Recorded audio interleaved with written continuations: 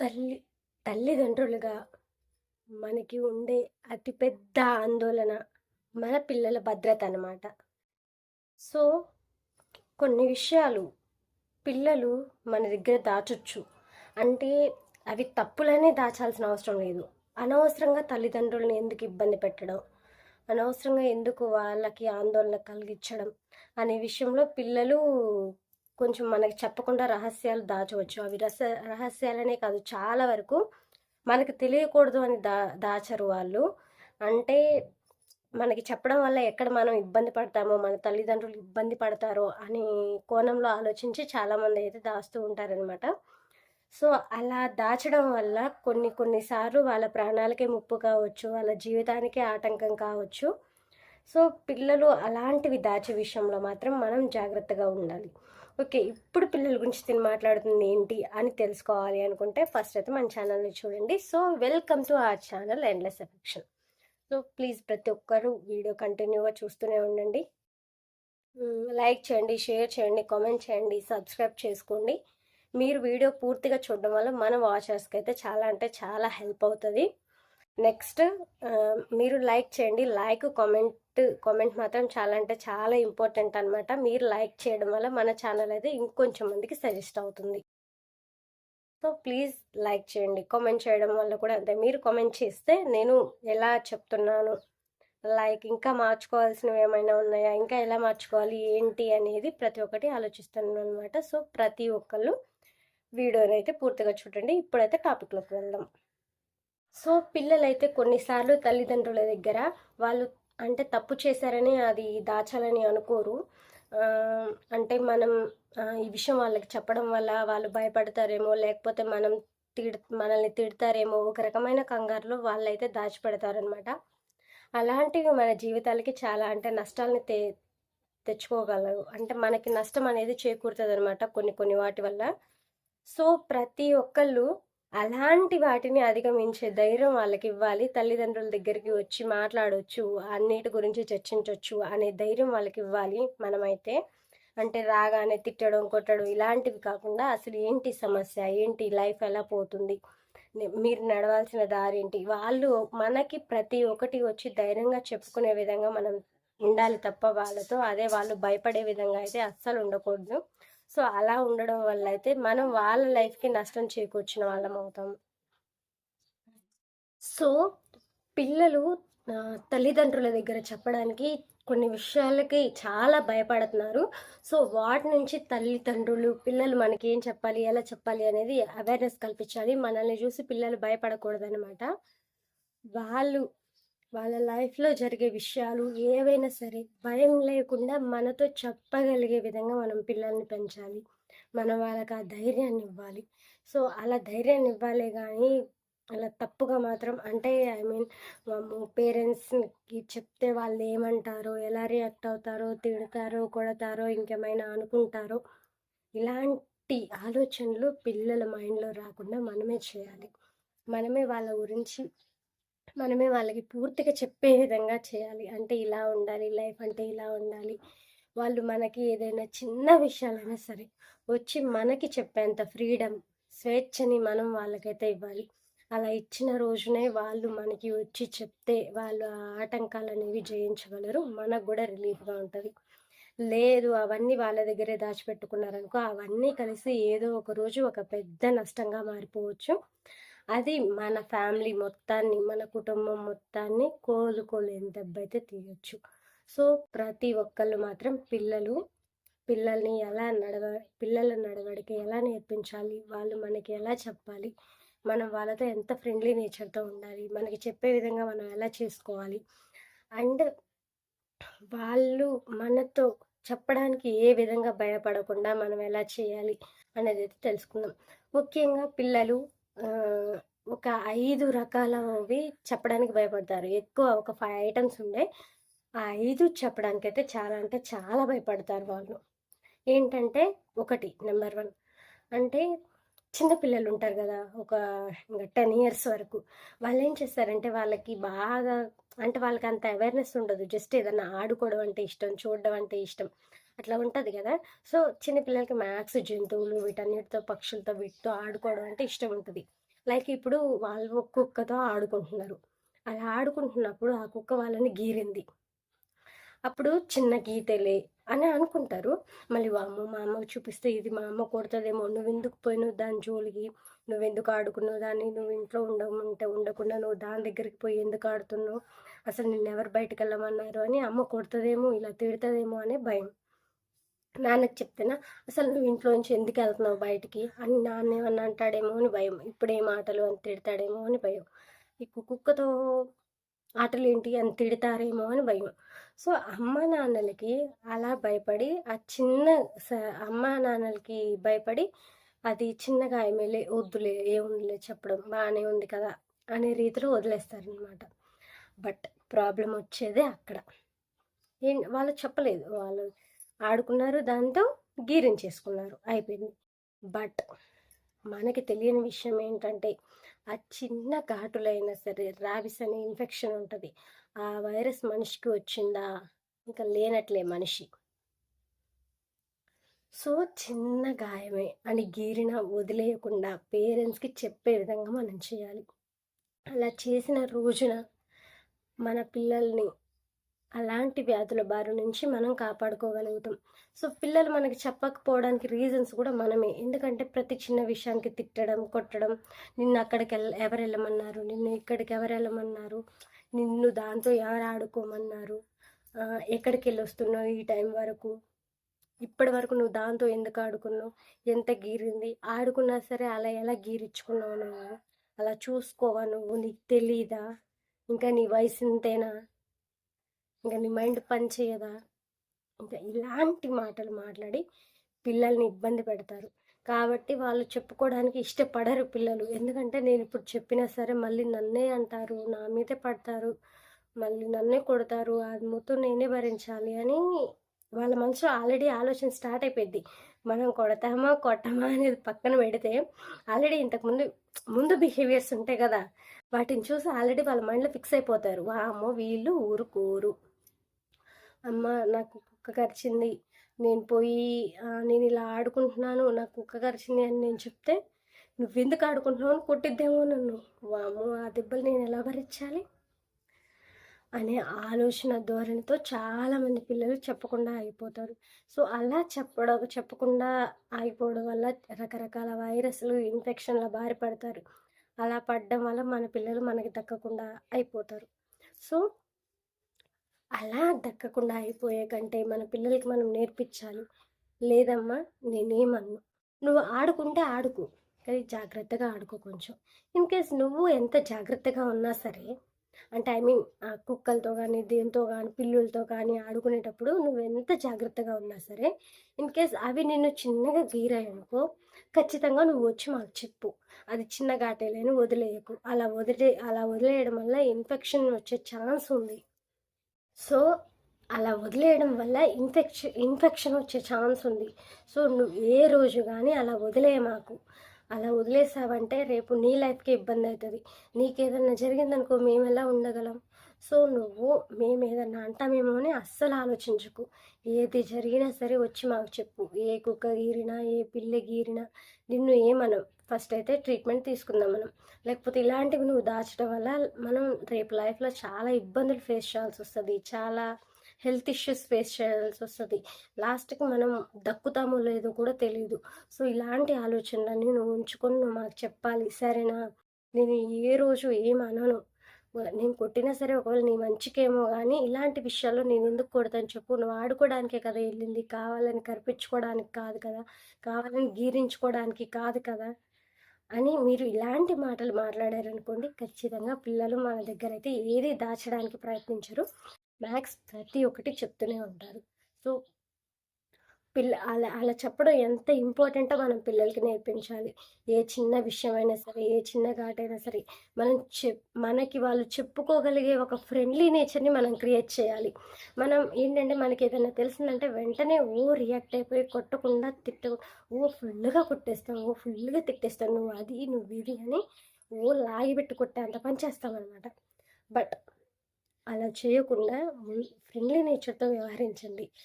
నేను ఈ తప్పు చేశాను, ఈ ఒప్పు చేశాను అనంటే, దీని వెనక కారణం ఇదా? ఇన్‌కేస్ నువ్వు ఇలా చేయకుండా ఉండాల్సింది. ఉండడం వల్ల మన లైఫ్ ఇలా అవుతది, మన లైఫ్ అలా అవుతది అని ప్రతి ఒక్కటి వాళ్ళకి ఎక్స్‌ప్లెయిన్ చేస్తే మాత్రం ఖచ్చితంగా పిల్లలెవరు తప్పు చేయరు.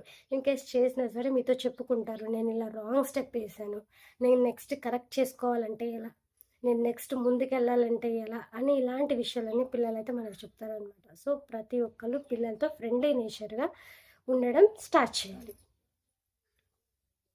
సో, చిన్న పిల్లల్ని మాత్రం అస్సలు భయపెట్టకండి. ఏదన్నా చిన్నది గీరినా సరే, ఏదన్నా రక్కినా సరే ఖచ్చితంగా చెప్పమనైతే చెప్పండి. మేమైతే తిట్టం, కొట్టమనే భరోసా అయితే ముందే ఇవ్వండి. ఒక ఫ్రెండ్లీ నేచర్‌తో ముందు నుంచి నడుచుకోవడం మొదలుపెట్టండి. అలాంటప్పుడు పిల్లలకి మనం అలవాటైపోయి వాళ్ళు మనకి ప్రతీది చెప్తూ ఉంటారు. ఇది అమ్మ, అదమ్మ, డాడీ ఈరోజు ఇలా జరిగింది, డాడీ ఈరోజు ఇలా జరిగింది, నేను ఈరోజు ఇలా ఆడుకున్నాను, నేను నిన్న ఇలా ఆడుకున్నాను, ఇగో మొన్న తనొచ్చాడు, నిన్న ఈ అమ్మాయి వచ్చింది, ఈరోజు ట్యూషన్‌కెళ్ళాము. డాడీ నాకు ఈరోజు స్కూల్‌కెళ్ళాలని లేదు. అంటే నేను ఇంటి దగ్గరే ఉండాలనుకుంటున్నాను. అంటే అసలు మనం చిన్న పిల్లలతో ఫ్రెండ్లీ నేచర్‌గా ఉంటే, వాళ్ళు ఇలాంటి నాటకాలు గూడా ఆడరు. అంటే ఎట్లా, అమ్మ నాకు స్టమక్ పెయిన్ వస్తుంది, నేను స్కూల్‌కెళ్ళను. అమ్మ నాకు హెడ్‌ఏక్ వస్తుంది, నేను స్కూల్‌కెళ్ళను. ఇలాంటి మాటలన్నీ వాళ్ళు చెప్పరు తెలుసా? ఏంటంటే మనం ఫ్రెండ్లీ నేచర్‌తో ఉన్నామనుకోండి, ఏం చెప్తారంటే వాళ్ళు, ఈరోజు నాకు ఎళ్ళాలని లేదు, నేనెళ్ళను, రేపటి నుంచి కన్ఫర్మ్‌గా ఎళ్తాను అనే మాటలు చెప్తారనమాట. సో, పేరెంట్స్ ఖచ్చితంగా వాళ్ళతో ఒక మంచి రిలేషన్‌షిప్ మెయింటైన్ చేయాలి. మంచి ఫ్రెండ్లీ నేచర్ అయితే మెయింటైన్ చేయాలి. సో, ఏదన్నా ఇన్‌కేస్ ఏదన్నా కరిచినా, ఏదన్నా రక్కినా, గీరినా, అది చిన్న గాయమైనా సరే, చిన్న గీత అయినా సరే ఖచ్చితంగా పేరెంట్స్‌కి చెప్పాల్సి ఉంటది. అలా చెప్పడం వల్ల మనం వేరే రోగాల బారిన, ఇన్ఫెక్షన్స్ బారిన, వైరస్ బారిన వీటి నుండి పడకుండా ముందే, వీటి బారిన పడకుండా ముందే ట్రీట్మెంట్ తీసుకునే అవకాశం అయితే ఉంటది. నెక్స్ట్ నంబర్ 2 ఏ ఏ ఇది ఇదేంటంటే పిల్లలకి నేర్పించాల్సిన ఇంకో విషయం. ఎవరైనా తెలియని వారు మన దగ్గరికి వచ్చినప్పుడు, అంటే ఐ మీన్ పిల్లల దగ్గరికి వచ్చినప్పుడు ఏంటంటే, లైక్ అపరిచితుల్లాగా, అంటే తెలియని పర్సన్స్ ఉంటారు గదా! వాళ్ళు వచ్చినప్పుడు ఆహ్ పిల్లలు మనకి చెప్పేలా చేయాలి. వాళ్ళు మనల్ని సంప్రదించినప్పుడు, పిల్లల్ని సంప్రదించినప్పుడు. ఏంటంటే, పిల్లలేమనుకుంటారు యాక్చువల్‌గా, అపరిచితుడు, బూచోడు అని మనం అప్పుడప్పుడు భయపడతాం గదా! అప్పుడు వాళ్ళేమనుకుంటారంటే, అదే అంటే భయంకరంగా, వింతగా, ఇంతింత జుట్లేసుకొని ఉంటారు అపరిచితులంటే. ఆహ్, మ మంచోళ్ళు, అలాంటోళ్ళు మంచోళ్ళు కాదు. మా చూడ్డానికి బాగుండేవాళ్ళు మంచోళ్ళు. సో, వాళ్ళు మన దగ్గరకొచ్చి మాట్లాడినా ఏం కాదు.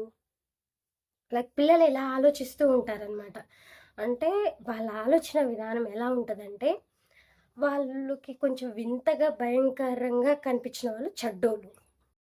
అందంగా, మంచిగా, మంచి నీట్ డ్రెస్ సెన్స్ నీట్‌గా ఉండి, మంచిగా మాట్లాడి, మంచిగా దగ్గరికి తీసుకునే వాళ్ళు, వాళ్ళు మంచోళ్ళు అనే ఫీలింగ్‌లో పిల్లలుంటారనమాట. ఆ ఏజ్‌లో అది చాలా సహజం. ప్రతి ఒక్కళ్ళు అలానే ఉంటారు. ఎందుకంటే అవగాహన రాదు కాబట్టి, ఇంకా వాళ్ళకి తెలియదు కాబట్టి, మనం నేర్పించాలి వాళ్ళకి. ఏమని అంటే, ఆహ్, ఓన్లీ జుట్టు ఇంతింత పెంచుకొని భయంకరంగా కనిపించే వాళ్ళే అపరిచితులు. వాళ్ళే మోసం చేసేవాళ్ళు కాదు. మంచిగా ఉండి, మంచిగా నీట్‌గా డ్రెస్ ఏసుకొని నీట్‌గా ఉండి మోసం చేసేవాళ్ళు ఉంటారు. సో, ఎవరైనా నిన్ను కలవడానికొచ్చినప్పుడు, నీతో మాట్లాడడానికి వచ్చినప్పుడు, ఏదైనా ఆశ చూయించినప్పుడు ఖచ్చితంగా వచ్చి ఇంట్లో చెప్పాలి అనే విషయాన్నయితే మనం వాళ్ళకి నేర్పించాలి. అంతేకానీ వాళ్ళు చెప్పగానే, "నువ్వెందుకు మాట్లాడావు వాళ్ళతో? నువ్వెందుకు కలిసావు? నువ్వెందుకు అలా చేసావు? నువ్వెందుకు ఇలా చేసావు? అవసరమా నీకని" నాలుగేసామనుకోండి, ఇంకోసారి వాళ్ళు చెప్పడానికి భయపడతారు. అలా భయపడినప్పుడు ఆ అపరిచితులు అదే ఆసరాగా తీసుకుంటారు. అదే అలవాటుగా తీసుకుంటారు. మన పిల్లల్ని ఇంకా ఇబ్బంది పెట్టే ఛాన్స్ ఉంటది. అంతే మాట్లాడి క్లోజ్ అయ్యే ఛాన్స్ ఉంటది. ఆ తర్వాత వాళ్ళు మన పిల్లల్ని ఏం చేస్తారో గూడా మన ఊహకు అందదు. సో, అపరిచితులు అలా చేస్తారు అనే ఆలోచన మనలో ఉంది. అనే ఆలోచన వాళ్ళకి కలిగించాలి పిల్లలకి. మనం ముందే వాళ్ళని తిట్టకూడదు, కొట్టకూడదు. వాళ్ళకి చెప్పాలి మనం. ఓన్లీ జుట్టు ఇంత ఇంత ఉండేవాళ్ళు, భయంకరంగా ఉండేవాళ్ళు, వింత పశువుల్లాగా ఉండేవాళ్ళు, వింత జంతువుల్లాగా ఉండేవాళ్ళే అపరిచితులు కాదమ్మా. వాళ్ళ వల్లే మనకి హాని ఉంది అని మనం భ్రమపడకూడదు. మంచి నీట్ డ్రెస్ సెన్స్ చేసుకొని వచ్చి కూడా మనల్ని మోసం చేసే వాళ్ళు ఉంటారు.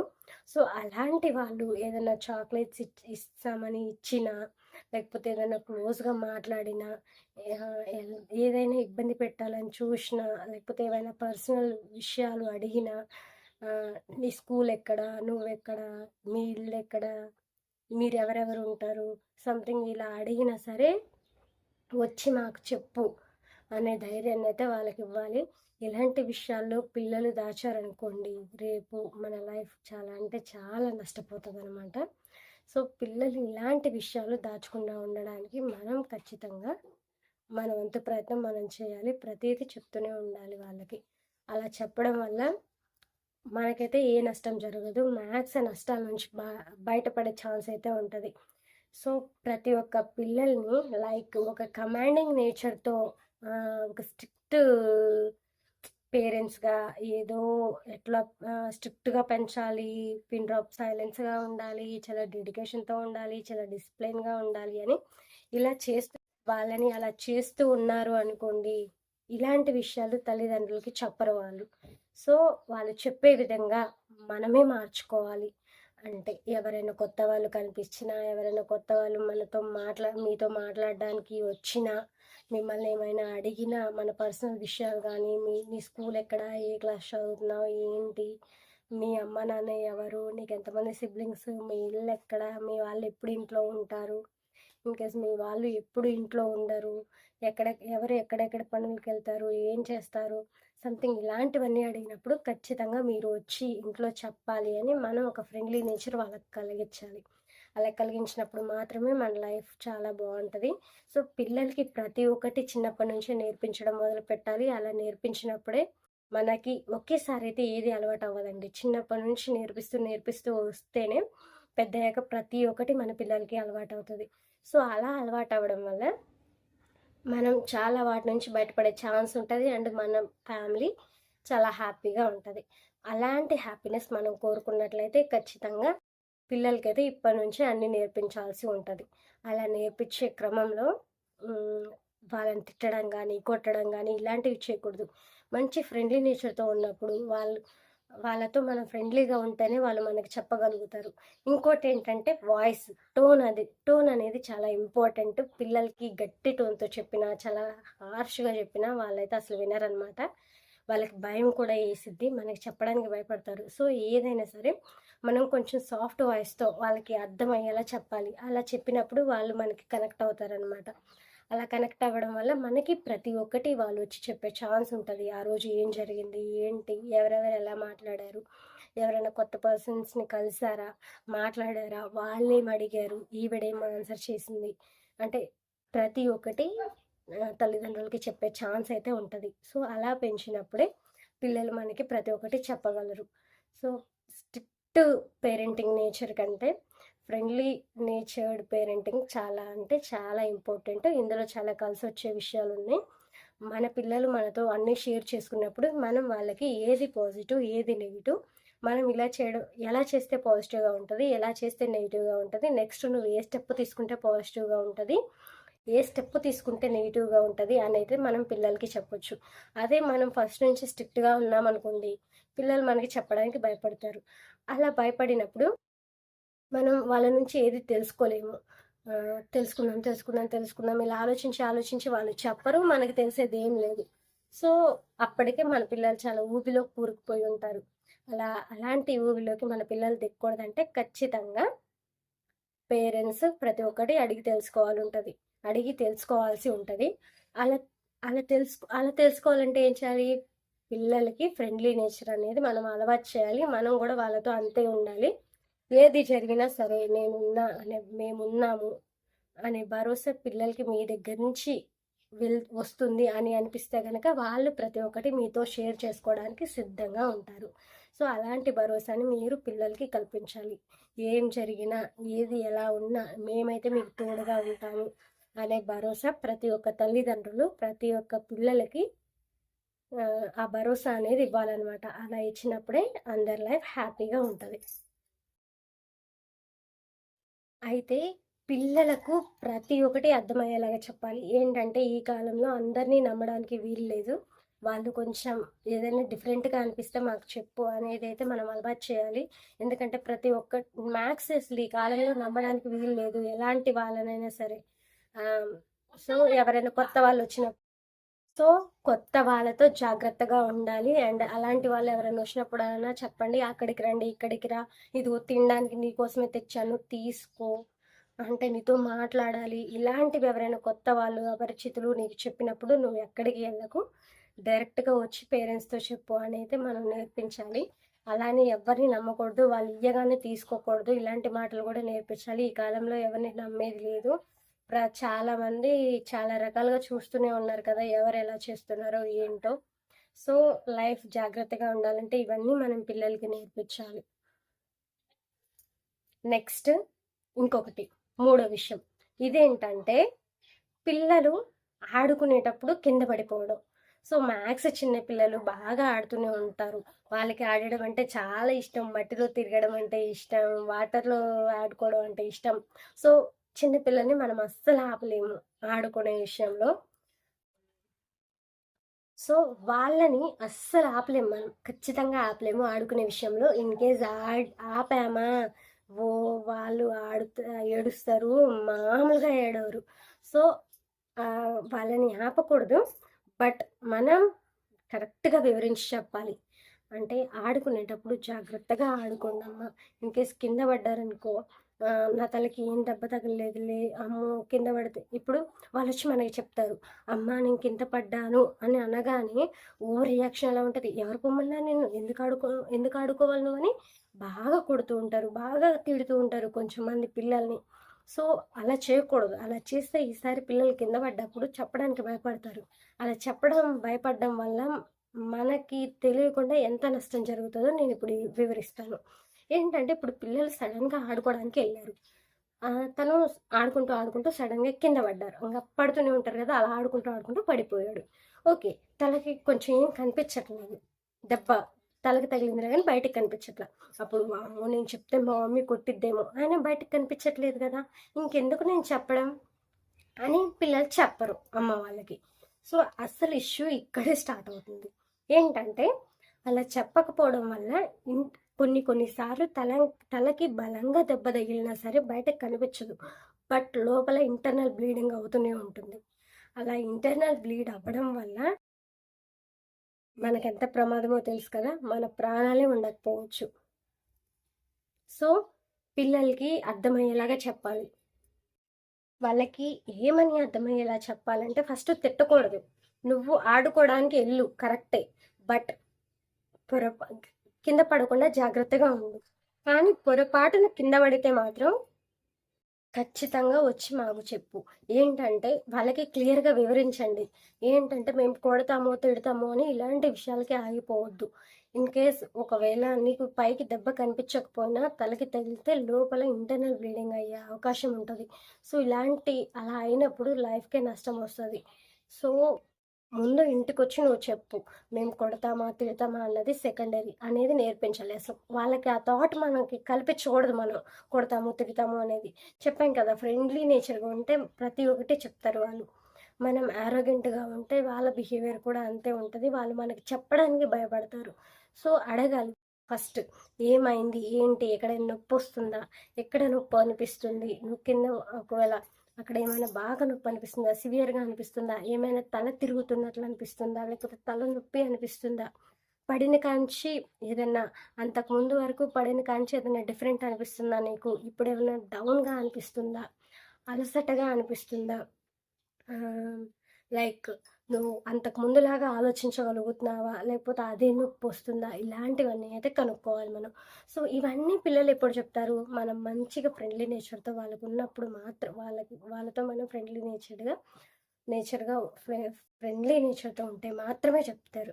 అంతేకానీ మనం వాళ్ళ మీద అరిస్తే మాత్రం చెప్పరు. సో, ఇలాంటివి పిల్లల్ని చాలా సున్నితంగా డీల్ చేయాలనమాట.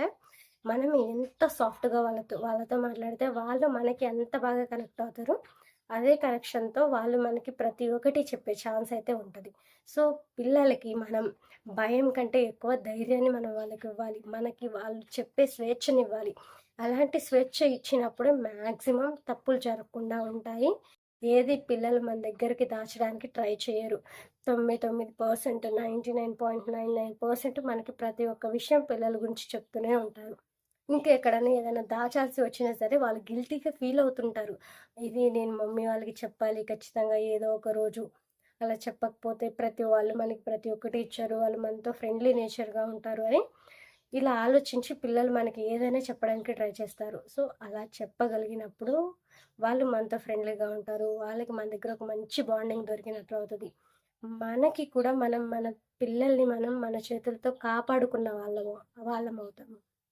అదే మనం ఇలాంటి ఫ్రెండ్లీ నేచర్ పిల్లలకి కలగకుండా యారోగెంట్‌గా ఉండి వాళ్ళని కొట్టడము, తిట్టడము, రిస్ట్రిక్షన్స్ పెట్టడము, నువ్వు అదే చేయాలి, నువ్వు ఇదే చేయాలి, నువ్వు ఇలానే ఉండాలి, నువ్వు అలానే ఉండాలి అని ఇలాంటి రిస్ట్రిక్షన్స్ పెట్టి వాళ్ళని మనం తొక్కేయడం వల్ల వాళ్ళకి అంతగా కనెక్ట్ అవ్వం మనం. ఇంకా కనెక్ట్ అవ్వకపోను వాళ్ళకేమనిపిస్తదంటే ఒక టార్చర్ లాగా అనిపిస్తది. ఏంటి నాకు ఈ ఇబ్బంది? నేనెందుకు ఇలా ఉండాలి? ఎందుకు నన్ను ఇలా చేస్తున్నారు?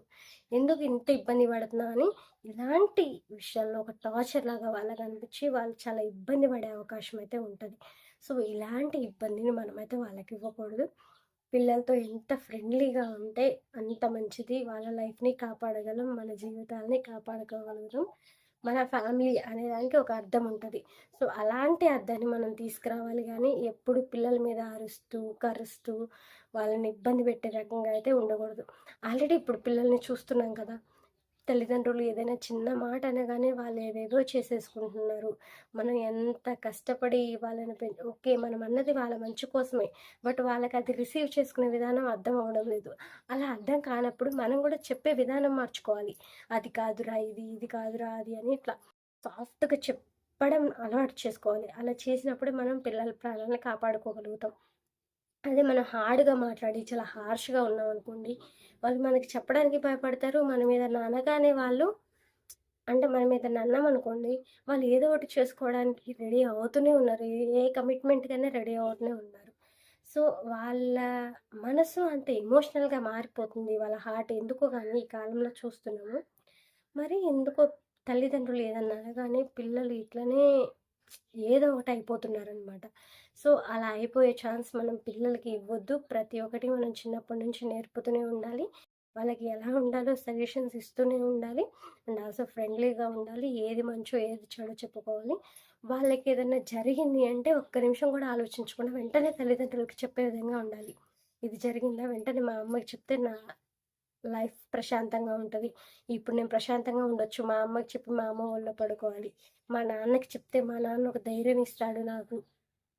వాళ్ళకి చెప్పుకొని నేను ఇక్కడ నా మనసు అంటే వాళ్ళెక్కడైనా దూరంగా ఉన్నారనుకోండి, నా మనసు అక్కడ బాలేదు. నేను అమ్మోళ్ళ ఇంటికి పోయి అమ్మ దగ్గరికెళ్ళి ప్రశాంతంగా కొంచెం సేపు పడుకొని వాళ్ళకేంటో ఏమేమి జరిగాయో అన్నీ చెప్తే నా లైఫ్ ప్రశాంతంగా ఉంటది అని వాళ్ళనుకునేలా మనం చేయాలి. అలా చేసినప్పుడు ఇప్పుడు ఒక్కళ్ళు కాదండి ఆ ప్రాబ్లమ్ అంటే ఏదైనా ప్రాబ్లమ్ వచ్చిందనుకోండి తను మీకు చెప్పారనుకోండి, ఇప్పుడు తనొక్కడే ఫేస్ చేయాల్సిన అవసరం లేదు. నలుగురు అంటే ఫ్యామిలీ మొత్తం ఫేస్ చేస్తే ఆ ప్రాబ్లమ్ ఎంతండి? ఇట్లనే పోతది. అందరు సొల్యూషన్ వెతికితే.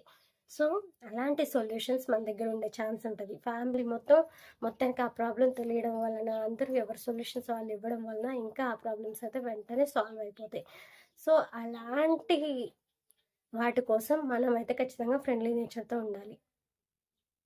అలా ఉంటే ఖచ్చితంగా నేను చెప్తున్నానబ్బా! లైఫ్ వేరే విధంగా ఉంటది. ఒక్కసారి ట్రై చేసి చూడండి. నేను గూడా అలానే అలవాటు చేసుకోవాలనుకుంటున్నాను. అందుకే కొంచెం కొంచెం కోపం తగ్గించుకుంటున్నాను. ప్రతి ఒక్కటి మా జానుకి అర్థమయ్యేలా చెప్తాను. చిన్న పిల్లలు అల్లరి చేస్తే మ్యాక్స్ కోపం వస్తది. రాదని నేనైతే చెప్పను. పిచ్చి కోపం వస్తది. పిచ్చి పిచ్చిగా కొట్టాలన్నంత. కానీ ఆ కోపం మొత్తం కంట్రోల్ చేసుకోవాలి. వాళ్ళు చిన్న పిల్లలు కదా! వాళ్ళకేం తెలుస్తది. సో, ప్రతి ఒక్కటి మనమే చెప్పడానికి ట్రై చేయాలి. అయ్యో! అక్కడికి పోతే పడిపోతావు. ఇన్‌కేస్ పడిపోయినా నాకు చెప్పు. సో, ఇలాంటి మాటలు మనం వాళ్ళకి చెప్తూ ఉండాలి. సో, నెక్స్ట్ ఇప్పుడు నాలుగో పాయింట్. ఎవరైనా వేధించినా సరే, భయపెట్టినా సరే పిల్లల్ని, ఖచ్చితంగా వాళ్ళైతే వచ్చి మనకి చెప్పాలి అని చెప్పాలి. ఈ వేధించడం, భయపెట్టడం ఒక శారీరకంగానే కాదు, వేరేలాగా కూడా అంటే ఏంటి వెక్కిరించడం వాళ్ళని, పిచ్చి పిచ్చి పేర్లని పెట్టడం, చెడు పేర్లు పెట్టడం, పిచ్చిదానా, వెర్రిదానా, సంథింగ్ సంథింగ్ ఇలాంటి పేర్లు పెట్టి పిలవడం. అండ్ వాళ్ళని నువ్వు ఆటలోకి వస్తే నేను ఆడను, ఈవిడ మన ఆటలో వద్దు, లేకపోతే ఈ అబ్బాయి మన ఆటలో వద్దు అని ఇలాంటి మాటలు చెప్పడం. తను ఉంటే నేను ఆడను, తను మాట్లాడితే నేను ఉండను. అయితే ఇలా వేధించడం గానీ, వాళ్ళని ఆటలో ఆడుకోకూడదు, వాళ్ళని ఆడించకూడదు అని ఇలాంటివి కొంచెం మంది ఉంటారు పిల్లలు బాగా వేధిస్తుంటారు. వీళ్ళ మీద కక్ష పడుతూ ఉంటారు. కొన్ని కొన్ని కారణాలు ఉంటాయి ఇక కొన్ని రీజన్స్. సో ఇలాంటివి పిల్లలు వచ్చి అయితే తల్లిదండ్రులకు చెప్పాలి. అప్పుడు తల్లిదండ్రులు వాటికి ఒక పరిష్కారం చూస్తారు. పిల్లలు అలాంటి వేదనలు భరించడం వల్ల వాళ్ళ లైఫ్ అనేది డిస్టర్బ్ అవుతుంది. మెంటల్గా డిప్రెషన్లోకి వెళ్తారు, మెంటల్ ప్రెషర్లోకి వెళ్తారు వాళ్ళైతే. సో పిల్లలకి మనం ఇలాంటివైతే ఖచ్చితంగా నేర్పించాలి. అలాంటి జోలికి పోవద్దు. ఐ మీన్ ఇట్లా చెప్పారు, ఎవరైనా ఎక్కిరించారనుకోండి, ఎవరైనా వేరే పేర్లు పెట్టారనుకోండి, వెంటనే తల్లిదండ్రులతో అయితే చెప్పాలి. సో వాళ్ళు వచ్చి అయితే ప్రాబ్లమ్స్ సాల్వ్ చేస్తారు, ఒక సొల్యూషన్ అనేది ఇస్తారు. సో ఇవి కూడా మనం ఫ్రెండ్లీగా ఉండడం వల్లే నేర్చుకోగలుగుతాం, కానీ వేరే రకంగా అయితే నేర్చుకోలేము. సో పిల్లలతో ఖచ్చితంగా ఫ్రెండ్లీ నేచర్ అయితే అలవాటు చేసుకోవాలి. అలా ఫ్రెండ్లీ నేచర్తో ఉన్నప్పుడే అర్థం చేసుకోగలుగుతారు ప్రతి ఒక్కళ్ళు. నెక్స్ట్ నెంబర్ 5 ఏంటంటే, ఇంటర్నెట్లో ఏవైనా చెడు విషయాలు చూసినప్పుడు పిల్లలు ఖచ్చితంగా వచ్చి తల్లిదండ్రులకు చెప్పాలి. ఇప్పుడు చూస్తున్నాం కదా ఆల్రెడీ. ఈ ఇంటర్నెట్ వల్ల సోషల్ మ్యాథ్స్ చాలా వరకు పిల్లలు ఆగమైపోతున్నారు. దానికి మనం కూడా ఒక రీజన్ ఉంటాము. ఏంటంటే వాళ్ళ చేతికి అవి ఇస్తాము, చూస్తారు వాళ్ళు, అట్లా చేస్తారు. బట్ అలా చూసి వచ్చి పిల్లలకి అంటే నా దాంట్లో ఇవి వస్తున్నాయమ్మా, ఇవి రాకుండా చేయాలి అని మనకి వాళ్ళు చెప్పే విధంగా ఉండాలి. సో వాళ్ళకి మనం అలవాటు చేయాలి. ఏమైనా తప్పు వస్తే చూడకూడదమ్మా, అలా తప్పు. ఇన్కేస్ అలానే నీ ఫీడ్లోకి వస్తుంటే నాకు చెప్పు, నేను బ్లాక్ చేయడానికి ట్రై చేస్తా. ఇప్పుడు ఇలాంటి చెత్త వస్తున్నాయి, ఇలాంటి చెడువి వస్తున్నాయి అని అలా చెప్పడం మనం నేర్పించాలి. వాళ్ళు మనకి చెప్తే బాగుంటుంది. సో ఇలాంటివన్నీ నేర్పించినప్పుడు మనం ఒక మంచి పిల్లల్ని తయారు చేయగలుగుతాం, అండ్ మన లైఫ్ కూడా చాలా బాగుంటుంది. సో ఇలా ఇప్పుడు చూస్తున్నాం కదా మన లైఫ్ ఎలా ఉందో, ప్రతి ఒక్కరు ఎలా చేస్తున్నారో సోషల్ మీడియా ప్రభావం వల్ల. సో తల్లిదండ్రులు పిల్లల్ని చాలా జాగ్రత్తగా గమనించాలి అండ్ జాగ్రత్తగా పెంచాలి.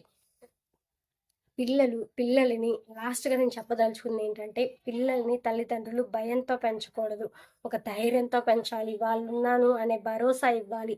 అప్పుడే పిల్లలు చాలా బలంగా ఎదుగుతారు, వాళ్ళు అనుకునే లక్ష్యాలని సాధించగలుగుతారు. సో మీకు ఈ వీడియో నచ్చినట్లయితే లైక్ చేయండి, కామెంట్ చేయండి, షేర్ చేయండి, అండ్ వీడియో పూర్తిగా చూడడానికి ట్రై చేయండి. ఇన్కేస్ మీకు ఇలాంటి వీడియోలు కావాలంటే మీరు కామెంట్ చేయండి, నేను వీడియో చేయడానికి ట్రై చేస్తూనే ఉంటాను. ప్లీజ్ మన ఛానల్ అయితే ప్రతి ఒక్కరు సబ్స్క్రైబ్ చేసుకోండి. ఇంకా 6K దగ్గరే అయిపోయింది, 10K అవ్వాలన్నది నా డ్రీమ్. ప్రజెంట్ 10K అయితే గివ్ అవే ఇవ్వాలని కూడా ట్రై చేస్తున్నాను. So thank you. మరి ఒక కొత్త కంటెంట్ మీ ముందు ఉంటాను. మీ స్వరూప. సో సబ్స్క్రైబ్ చేసుకోవడం మాత్రం మర్చిపోకండి ప్లీజ్. 6K నుంచి 7K, 7K to 8K, 8K to 9K, 9K to 10K అది మన టార్గెట్ అనమాట. సో 10K వస్తే ఖచ్చితంగా గివ్ అవే ఇవ్వడానికి అయితే ట్రై చేస్తాను. Thank you.